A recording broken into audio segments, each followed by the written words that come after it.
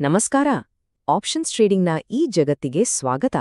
ಈ ಒಂದು ವಿಶೇಷ ವಿಶ್ಲೇಷಣೆಯಲ್ಲಿ ನಾವು ಹಣ ಗಳಿಸೋದು ಮತ್ತೆ ಕಳ್ಕೊಳ್ಳೋದರ ಹಿಂದಿರೋ ರಹಸ್ಯಗಳನ್ನ ಒಂದೊಂದಾಗಿ ಬಿಚ್ಚಿಡೋಣ. ನೋಡಿ, ಎಷ್ಟೋ ಜನ ಟ್ರೇಡರ್ಗಳಿಗೆ ಒಂದು ಸಾಮಾನ್ಯವಾದ, ಅದೇ ತುಂಬಾ ಕಾಡೋ ಪ್ರಶ್ನೆ ಇದು.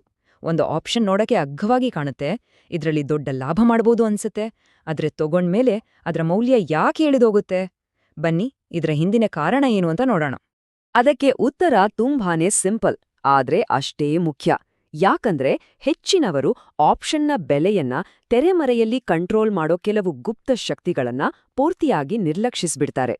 ಬರೀ ಮಾರ್ಕೆಟ್ ಯಾವ ಕಡೆ ಹೋಗುತ್ತೆ ಅಂತ ಗೆಸ್ ಮಾಡಿದ್ರೆ ಸಾಲದು, ಅದರ ಹಿಂದೆ ಕೆಲ್ಸ ಮಾಡೋ ಈ ಅದೃಶ್ಯ ಶಕ್ತಿಗಳನ್ನ ಅರ್ಥ ಮಾಡ್ಕೊಳ್ಳೋದೇ ನಿಜವಾದ ಗೇಮ್ ಚೇಂಜರ್. ಹಾಗಿದ್ರೆ ಈ ಗುಪ್ತ ಶಕ್ತಿಗಳು ಯಾವುವು? ಅವನ್ನೇ ಆಪ್ಷನ್ಸ್ ಗ್ರೀಕ್ಸ್ ಅಂತ ಕರೆಯೋದು. ಇವತ್ತು ನಾವು ಪ್ರತಿಯೊಬ್ಬ ಟ್ರೇಡರ್ ಕೂಡ ಖಂಡಿತವಾಗ್ಲೂ ತಿಳ್ಕೊಂಡಿರಬೇಕಾದ 3 ಬಹಳ ಮುಖ್ಯವಾದ ಗ್ರೀಕ್ಸ್ಗಳ ಬಗ್ಗೆ ಮಾತಾಡೋಣ. ಒಂದ್ಸಲ ಇದನ್ನ ಅರ್ಥ ಮಾಡ್ಕೊಂಡ್ರೆ ಟ್ರೇಡಿಂಗ್ ನೋಡೋ ದೃಷ್ಟಿಕೋನನೇ ಬದಲಾಗುತ್ತೆ.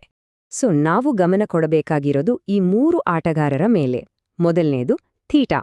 ಇದು ಸಮಯ ಕಳೆದಂತೆ ಆಪ್ಷನ್ನ ಮೌಲ್ಯವನ್ನ ಹೇಗೆ ಕರಗಿಸುತ್ತೆ ಅನ್ನೋದನ್ನ ಹೇಳುತ್ತೆ. ಎರಡನೇದು ಡೆಲ್ಟಾ, ಅಂದ್ರೆ ಆಪ್ಷನ್ ಬೆಲೆಯ ಸ್ಪೀಡ್. ಮತ್ತು ಮೂರನೇದು ಗ್ಯಾಮಾ, ಅಂದ್ರೆ ಆ ಸ್ಪೀಡ್ ಯಾವ ರೀತಿ ಇನ್ನೂ ಹೆಚ್ಚಾಗುತ್ತೆ, ಅಂದ್ರೆ ಆಕ್ಸಲರೇಷನ್. ಪ್ರತಿಯೊಂದಕ್ಕೂ ಅದರದೇ ಆದ ಒಂದು ಮುಖ್ಯ ಪಾತ್ರ ಇದೆ. ಸರಿ, ಹಾಗಿದ್ರೆ ಮೊದಲಿಗೆ ಥೀಟಾಯಿಂದನೇ ಶುರು ಮಾಡೋಣ. ಯಾಕಂದ್ರೆ out of the money option ತಗೊಳ್ಳೋರು ಯಾಕೆ ಜಾಸ್ತಿ ಹಣ ಕಳ್ಕೊಳ್ತಾರೆ ಅನ್ನೋದಕ್ಕೆ ಇದೇ ಮುಖ್ಯ ಕಾರಣ. ಆದ್ರೆ ಅದಕ್ಕೂ ಮುಂಚೆ ಕೆಲವು ಬೇಸಿಕ್ ಕಾನ್ಸೆಪ್ಟ್ಸ್ ಅರ್ಥ ಮಾಡ್ಕೊಳ್ಳೋದು ತುಂಬಾ ಇಂಪಾರ್ಟೆಂಟ್. ಒಂದು ಆಪ್ಷನ್ನ ಸ್ಟ್ರೈಕ್ ಬೆಲೆ ಮಾರ್ಕೆಟ್ನ ಪ್ರಸ್ತುತ ಬೆಲೆಗೆ ಹೋಲಿಸಿದ್ರೆ ಎಲ್ಲಿದೆ ಅಂತ ನೋಡೋಣ. ಎರಡೂ ಬೆಲೆನೂ ಹೆಚ್ಚು ಕಡಿಮೆ ಒಂದೇ ಆಗಿದ್ರೆ ಅದನ್ನ ಆಟ್ ದ ಮನಿ ಅಥವಾ ಎಟಿಎಂ ಅಂತೀವಿ. ಒಂದು ವೇಳೆ ಸ್ಟ್ರೈಕ್ ಬೆಲೆ ಮಾರ್ಕೆಟ್ ಬೆಲೆಗಿಂತ ತುಂಬಾನೇ ದೂರ ಇದ್ರೆ, ಅಂದ್ರೆ ಆಪ್ಷನ್ ಅಗ್ಗವಾಗಿದ್ರೆ, ಅದನ್ನ ಔಟ್ ಆಫ್ ದ ಮನಿ ಅಥವಾ ಒಟಿಎಂ ಅಂತೀವಿ. ಇನ್ನು ಆಪ್ಷನ್ ಆಲ್ರೆಡಿ ಲಾಭದಲ್ಲಿದ್ರೆ, ಅಂದ್ರೆ ಮಾರುಕಟ್ಟೆ ಅದರ ಸ್ಟ್ರೈಕ್ ಬೆಲೆಯನ್ನ ದಾಟಿ ಮುಂದೆ ಹೋಗಿದ್ರೆ, ಅದನ್ನ ಇನ್ ದ ಮನಿ ಅಥವಾ ಐಟಿಎಂ ಅಂತ ಕರಿತೀವಿ. ಓಕೆ, ಇಲ್ಲಿ ಒಂದು ಇಂಟ್ರೆಸ್ಟಿಂಗ್ ವಿಷಯ ಇದೆ. ಪ್ರತಿಯೊಂದು ಆಪ್ಷನ್ ಪ್ರೀಮಿಯಂನಲ್ಲೂ 2 ಭಾಗಗಳಿರ್ತವೆ. ಒಂದು ಇಂಟ್ರೆನ್ಸಿಕ್ ವ್ಯಾಲ್ಯೂ, ಅಂದ್ರೆ ಅದರ ನಿಜವಾದ ಮೌಲ್ಯ. ಇನ್ನೊಂದು ಟೈಮ್ ವ್ಯಾಲ್ಯೂ, ಅಂದ್ರೆ ಸಮಯಕ್ಕಿರುವ ಮೌಲ್ಯ. ಇದರಲ್ಲಿ ಇಂಟ್ರೆನ್ಸಿಕ್ ವ್ಯಾಲ್ಯೂ ಫಿಕ್ಸ್ ಆಗಿರುತ್ತೆ, ಆದರೆ ಟೈಮ್ ವ್ಯಾಲ್ಯೂ ಅನ್ನೋದಿದೆಯಲ್ಲ, ಅದು ಪ್ರತಿ ಕ್ಷಣ, ಪ್ರತಿ ಸೆಕೆಂಡ್ ಕೂಡ ಕರಗ್ತಾ ಇರುತ್ತೆ.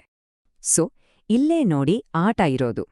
ಯಾರಾದ್ರೂ ಒಂದು ಅಗ್ಗದ ಒಟಿಎಂ ಆಪ್ಷನ್ ತಗೊಂಡಾಗ ಅವರು ಕೊಡುವ ಪೂರ್ತಿ ದುಡ್ಡು, ಅಂದ್ರೆ ಪ್ರೀಮಿಯಂ, ಕೇವಲ ಟೈಮ್ ವ್ಯಾಲ್ಯೂಗೆ ಮಾತ್ರ. ಆ ಆಪ್ಷನ್ಗೆ ಯಾವುದೇ ನೈಜ ಮೌಲ್ಯ, ಅಂದ್ರೆ ಇಂಟ್ರಿನ್ಸಿಕ್ ವ್ಯಾಲ್ಯೂ ಇರೋದಿಲ್ಲ. ಹಾಗಾಗಿ ಆ ಟೈಮ್ ವ್ಯಾಲ್ಯೂ ಸಮಯ ಕಳೆದಂತೆ ಕರಗ್ಲೇಬೇಕು. ಇದನ್ನ ಅರ್ಥ ಮಾಡ್ಕೊಳ್ಳೋಕೆ ಒಂದು ಒಳ್ಳೆ ಉದಾಹರಣೆ ಅಂದ್ರೆ, ಟೈಮ್ ವ್ಯಾಲ್ಯೂ ಅನ್ನೋದನ್ನ ಒಂದು ಕರಗುತ್ತಿರುವ ಐಸ್ ಕ್ಯೂಬ್ ತರ ಅಂದ್ಕೊಳ್ಳಿ. ಪ್ರತಿಕ್ಷಣ ಕಳೆದ ಹಾಗೆ ಅದರ ಮೌಲ್ಯದ ಒಂದೊಂದು ಹನಿ ಕರಗಿ ಹೋಗ್ತಾ ಇರುತ್ತೆ. ಈ ಪ್ರಾಸೆಸ್ಗೆನೆ ಥೀಟಾ ಡಿಕೆ ಅಂತ ಹೇಳೋದು. ಆದ್ರೆ ಇಲ್ಲೊಂದು ಟ್ವಿಸ್ಟ್ ಇದೆ. ಈ ಐಸ್ ಕ್ಯೂಬ್ ಒಂದೇ ಸಮನೆ ಕರಗೋದಿಲ್ಲ. ಆಪ್ಷನ್ಗೆ 90 ದಿನ ಟೈಮ್ ಇದ್ದಾಗ ತುಂಬಾನೇ ನಿಧಾನವಾಗಿ ಕರಗುತ್ತೆ. ಆದ್ರೆ ಎಕ್ಸ್ಪೈರಿ ದಿನ ಹತ್ರ ಬರ್ತಾ ಬರ್ತಾ ಅದ್ರಲ್ಲೂ ಕೊನೆ 30 ದಿನ ಮತ್ತೆ ಕೊನೆಯ ವಾರದಲ್ಲಂತೂ ಅದರ ಕರಗುವ ವೇಗ ರಾಕೆಟ್ ಸ್ಪೀಡ್ಗೆ ಏರುತ್ತೆ, ಅಕ್ಷರಶಃ ನೀರಾಗ್ ಹೋಗುತ್ತೆ. ಸರಿ, ಈಗ ಥೀಟಾ ಬಗ್ಗೆ ಗೊತ್ತಾಯ್ತು. ಬನ್ನಿ ಇವಾಗ ಡೆಲ್ಟಾ ಮತ್ತು ಗಾಮಾ ಕಡೆಗೆ ಹೋಗೋಣ. ಸಮಯದ ಜೊತೆ ಮೌಲ್ಯ ಹೇಗೆ ಬದಲಾಗುತ್ತೆ ಅನ್ನೋದ್ರ ಮೇಲೆ ಇವು ಹೇಗೆ ಕೆಲ್ಸ ಮಾಡ್ತವೆ ಅಂತ ನೋಡೋಣ. ಸಿಂಪಲ್ ಆಗಿ ಹೇಳೋದಾದ್ರೆ, ಡೆಲ್ಟಾ ಅಂದ್ರೆ ನಮ್ಮ ಆಪ್ಷನ್ನ ಸ್ಪೀಡೋಮೀಟರ್. ಅಂದ್ರೆ ಮೂಲ ಸ್ಟಾಕ್ ಅಥವಾ ಅಸೆಟ್ನ ಬೆಲೆ ₹1 ಬದಲಾದ್ರೆ ನಮ್ಮ ಆಪ್ಷನ್ನ ಬೆಲೆ ಎಷ್ಟು ಬದಲಾಗುತ್ತೆ ಅಂತ ಇದು ಹೇಳುತ್ತೆ. ಉದಾಹರಣೆಗೆ, ಒಂದು ಅಟ್ ದ ಮನಿ ಆಪ್ಷನ್ನ ಡೆಲ್ಟಾ ಸಾಮಾನ್ಯವಾಗಿ 0.5 ಇರುತ್ತೆ. ಅಂದ್ರೆ ಸ್ಟಾಕ್ ₹1 ಏರಿದ್ರೆ ಆಪ್ಷನ್ 50 ಪೈಸೆ ಏರುತ್ತೆ. ಆದ್ರೆ ಈ ಡೆಲ್ಟಾ ಯಾವಾಗಲೂ ಒಂದೇ ರೀತಿ ಇರಲ್ಲ. ಅದು ನಾವು ಯಾವ ಆಪ್ಷನ್ ತಗೊಂಡಿದ್ದೀವಿ ಅನ್ನೋದ್ರ ಮೇಲೆ ಬದಲಾಗತ್ತೆ. ನೋಡಿ, ಔಟ್ ಆಫ್ ದ ಮನಿ ಆಪ್ಷನ್ಸ್ಗಳಿಗೆ ಡೆಲ್ಟಾ ತುಂಬಾ ಕಡಿಮೆ ಇರುತ್ತೆ. ಅಂದ್ರೆ ಸ್ಟಾಕ್ ₹1 ಚಲಿಸಿದ್ರೂ ಆಪ್ಷನ್ ಬೆಲೆ ಬರೀ 10 ಪೈಸೆ ಅಷ್ಟೇ ಚಲಿಸಬಹುದು. ಅದೇ ಡೀಪ್ ಇನ್ ದ ಮನಿ ಆಪ್ಷನ್ಸ್ಗಳ ಡೆಲ್ಟಾ 1ಕ್ಕೆ ಹತ್ತಿರ ಇರುತ್ತೆ. ಅಂದ್ರೆ ಅವು ಸ್ಟಾಕ್ನಷ್ಟೇ ವೇಗವಾಗಿ ಚಲಿಸ್ತವೆ. ಇದು ತುಂಬಾನೇ ಮುಖ್ಯವಾದ ವ್ಯತ್ಯಾಸ. ಹಾಗಿದ್ರೆ ಗಾಮಾ ಅಂದ್ರೇನು? ಡೆಲ್ಟಾ ಅನ್ನೋದು ಗಾಡಿಯ ಸ್ಪೀಡೋಮೀಟರ್ ಆದ್ರೆ ಗಾಮಾ ಅನ್ನೋದು ಅದರ ಆಕ್ಸಲರೇಟರ್ ಪೆಡಲ್. ಅಂದ್ರೆ ನಮ್ಮ ಡೆಲ್ಟಾ ಎಷ್ಟು ಬೇಗ ಬದಲಾಗುತ್ತೆ ಅನ್ನೋದನ್ನ ಗಾಮಾ ಅಳತೆ ಮಾಡುತ್ತೆ. ಇದು ಡೆಲ್ಟಾದ ವೇಗವನ್ನೇ ಬದಲಾಯಿಸೋ ಶಕ್ತಿ. ಈ ಗಾಮಾ ಜಾಸ್ತಿ ಇದ್ದಾಗ ಏನಾಗುತ್ತೆ ಗೊತ್ತಾ? ಅದ್ರಿಂದಾನೇ ಬೆಲೆಗಳು ಒಮ್ಮೊಮ್ಮೆ ಸ್ಫೋಟಕವಾಗಿ ಚಲಿಸ್ತವೆ. ಟ್ರೇಡಿಂಗ್ ಜಗತ್ತಿನಲ್ಲಿ ಇದನ್ನೇ ಗಾಮಾ ಬ್ಲಾಸ್ಟ್ ಅಂತ ಕರೆಯೋದು. ಮಾರುಕಟ್ಟೆ ವೇಗವಾಗಿ ಚಲಿಸಿದಾಗ ಗಾಮಾ ಒಮ್ಮೆಲೆ ಆಕ್ಟಿವೇಟ್ ಆಗಿ ಆಪ್ಷನ್ ಬೆಲೆಯನ್ನ ರಾಕೆಟ್ನಂತೆ ಮೇಲಕ್ಕೆ ಕೊಂಡೊಯ್ಯುತ್ತೆ. ಓಕೆ, ಈಗ ನಾವು ಥೀಟಾ, ಡೆಲ್ಟಾ ಮತ್ತು ಗಾಮಾ ಈ 3 ಶಕ್ತಿಗಳ ಬಗ್ಗೆ ತಿಳ್ಕೊಂಡ್ವಿ. ಬನ್ನಿ ಈಗ ಎಲ್ಲವನ್ನೂ ಒಟ್ಟಿಗೆ ಸೇರಿಸಿ ಒಂದು ಕಂಪ್ಲೀಟ್ ಚಿತ್ರಣ ನೋಡೋಣ. ಇದನ್ನ ನೆನ್ಪಿಟ್ಕೊಳ್ಳೋಕೆ ಇಲ್ಲೊಂದು ಸಿಂಪಲ್ ಚೀಟ್ ಶೀಟ್ ಇದೆ.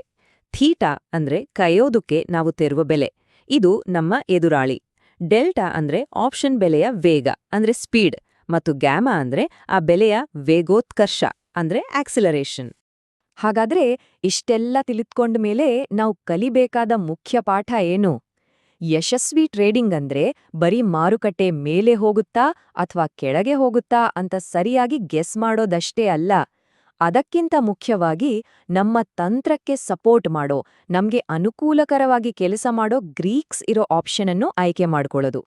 ಹಾಗಾಗಿ ಕೊನೆಯದಾಗಿ ಈ ಒಂದು ಪ್ರಶ್ನೆಯನ್ನು ನಾವೆಲ್ಲರೂ ಕೇಳ್ಕೊಳ್ಬೇಕು. ಈ ಗುಪ್ತ ಶಕ್ತಿಗಳಾದ ಗ್ರೀಕ್ಸ್ ಬಗ್ಗೆ ಸರಿಯಾಗಿ ಅರ್ಥ ಮಾಡ್ಕೊಳ್ದೆ ನಾವು ಟ್ರೇಡ್ ಮಾಡಿದ್ರೆ ನಿಜವಾಗಿ ನಾವು ಮಾರುಕಟ್ಟೆಯನ್ನ ಟ್ರೇಡ್ ಮಾಡ್ತಾ ಇದ್ದೀವಿಯಾ ಅಥವಾ ಈ ಗ್ರೀಕ್ಸ್ಗಳೇ ನಮ್ಮನ್ನ ಟ್ರೇಡ್ ಮಾಡ್ತಾ ಇವಿಯಾ? ಯೋಚಿಸಿ.